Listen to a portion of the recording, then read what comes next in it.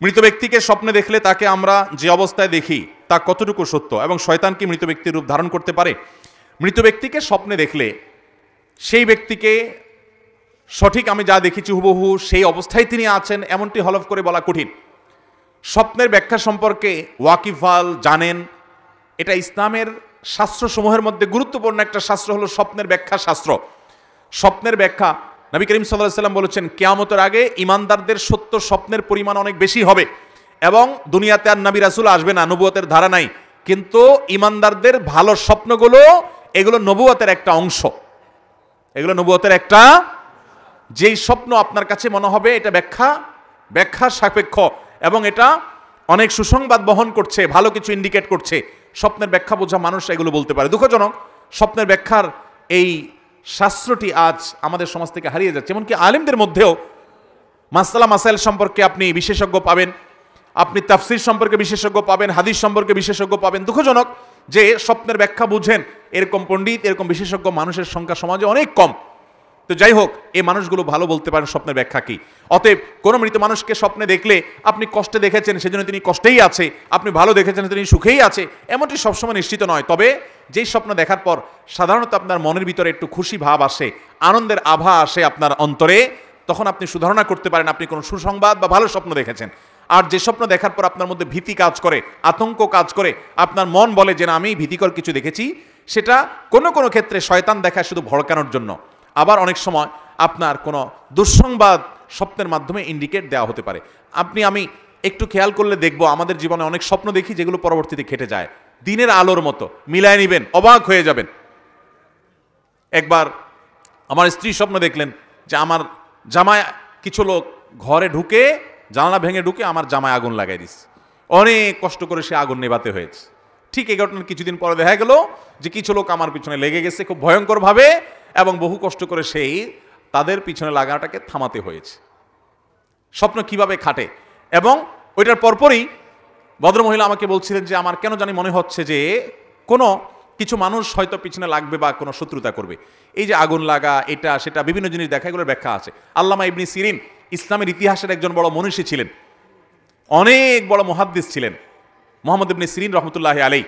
ইমাম মুহাম্মদ ইবনে সিরিন রহমতুল্লাহ আলাইহি সোনালী যুগের মানুষ ছিলেন, প্রথম 3 যুগের মধ্যে তিনি ছিলেন।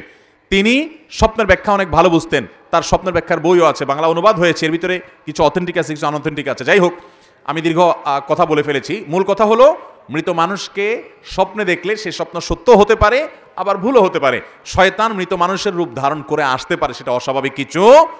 স্বপ্নে দেখে কোনো শরীয়তের বিধান সাব্যস্ত করা যাবে না। কেউ যদি স্বপ্নে দেখে যে তুমি হজ করতে যাও না তোমার ক্ষতি হবে, তাহলে সেই স্বপ্ন মানা যাবে? কারণ বুঝতে হবে এটা ইবলিসে দেখাইছে, কারণ ফরজ কাম থেকে বাধা দিবে একমাত্র কে? অতএব এটা শয়তান দেখাইছে, বিদায় এটার পাত্তা দেওয়া যাবে না। অতএব মৃত মানুষকে তার রূপ শয়তান আকৃতি ধারণ করতে পারে, এটা অস্বাভাবিক নয়। তবে ওই যে বললাম ভালো মন্দ এটা নিরূপণ করা ব্যাখ্যা সাপেক্ষ, ব্যাখ্যাতা তারা ভালো বলতে পারেন, তবে কিছু ইন্ডিকেট আছে যেটা আমি বলার চেষ্টা করলাম। এরপরে প্রশ্ন হলো, আমার প্রশ্নটা হচ্ছে যারা লোভে সুদে টাকা দেয় জেনে শুনে তাদের ঘরে খাওয়া কি ঠিক হবে? বিশেষ করে হুজুরদের জন্য। হুজুরদের জন্য তো বিশেষ কিছু নাই, সবার জন্য মাসালা কি? হারামটা যদি হুজুররা খায় হারাম হবে, যারা অহুজুর তারা খাইলে কি হালাল হয়ে যাবে? যারা হুজুর না তাদের জন্য কি হালাল হবে? শুনে রাখেন, যার উপার্জন শুধুই হারাম উপার্জন, অন্য কোনো হালাল উপার্জন নাই, এই রকম লোক যে সুদের টাকা লাগায় সেখান থেকে তার উপার্জন হয়, ওটা দিয়ে তার সংসার চলে, আর কোনো হালাল উপার্জন নাই। একটা মদের দোকান আছে, মদ বিক্রি করে, সেখান থেকে লাভ আসে, সেটা দিয়ে সংসার চলে, অন্য কোনো উপার্জন নাই। ওই লোক যার অন্য কোনো উপার্জন নাই, যা আছে সবটুকু হারাম, সে যদি আপনাকে হাদিয়া দেয় বা দাওয়াত দেয়, ওইটা খাওয়া আপনার জন্য হালাল না, হারাম। ওইটা আপনার জন্য খাওয়াটা জায়েজ হবে।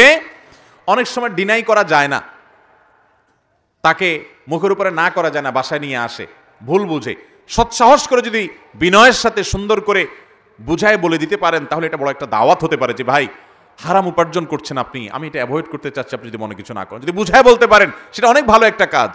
যদি না পারেন তাহলে অন্তত নিজে সেটা ভোগ করবেন না, অন্য কোনো গরিব মানুষকে দিয়ে দিবেন, তারটা তাকে ফেরত দিতে না পারলে কিন্তু নিজের পরিবার লোকদেরকে খাওয়াবেন না। কারণ হারাম যে উপার্জন করেছে তার হালাল কোনো উপার্জন নাই, শুধু হারামটাই আছে, ওইটা আপনাকে খাওয়াইলে আপনার জন্য খাওয়া জায়েজ হবে। আর যদি কারোর মিশ্র উপার্জন থাকে, বুঝেন মিশ্র উপার্জন মানে কি, হালালও আছে হারামও আছে। সরকারি চাকরি করে, বেতনও আছে আবার ঘুষও আছে, আছে না নাই?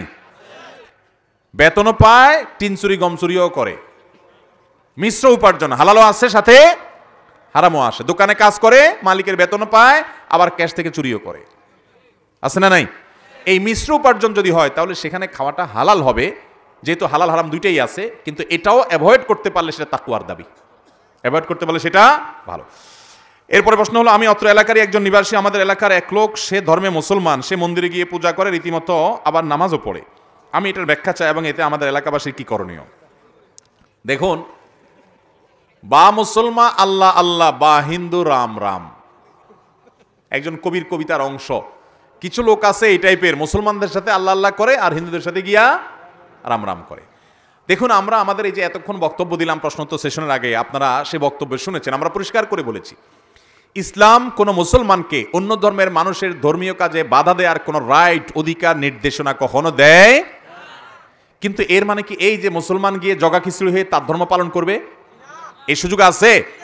আপনি যদি মন্দিরে গিয়ে পুজো করেন তাহলে আপনি শিরকে আকবর করেছেন, সাথে সাথে আপনি বেঈমান হয়ে গেছেন। এরপর আপনার নামাজ পড়াতে আর না পড়াতে কিছু আসে যায় না, কারণ আপনি আর মুসলমান নাই। ভাইরা আমার, আমরা সব জায়গায় উদার হতে যাই, সব জায়গায় কি হতে যাই?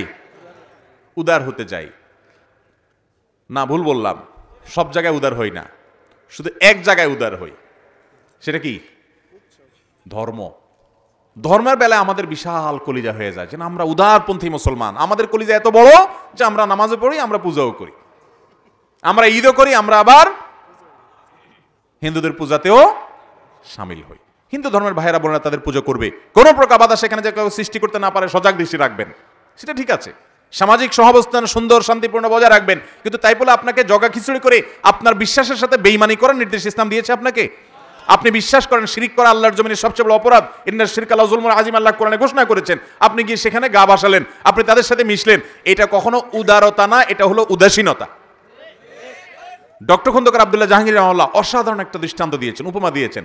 আমাদের দেশের একেবারে সাধারণ রিকশাওয়ালা, দিনমজুর থেকে নিয়ে উচ্চপদস্থ কর্মকর্তা পর্যন্ত আমরা সবাই সবচাইতে ভালো বুঝি যেটা, সেটার নাম রাজনীতি।